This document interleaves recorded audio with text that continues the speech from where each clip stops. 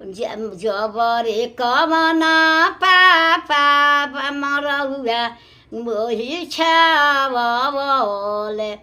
तही तले पंडित जी के बोला ताही बीचे पंडित जी के बोला जबरे कवना पंडित जी मरौआ बीचे हो जाल दिसे ठकुरा हो बोला जाल दिसे ठकुरा हो बोला जबरे ठकुरा बाजे विधि या हो बनवले जाल दिसे पापा के हो बोला जबरे अपना पापा चौकावा चढ़ी बैठले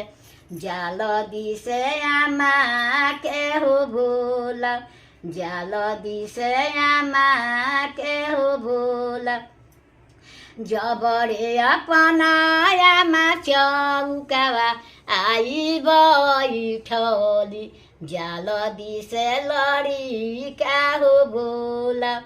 जाल दिसे लड़िका हो बोला जबरे कवना दुला चौकावा चढ़ी बैठले जाल दिसे धियावा हो बोला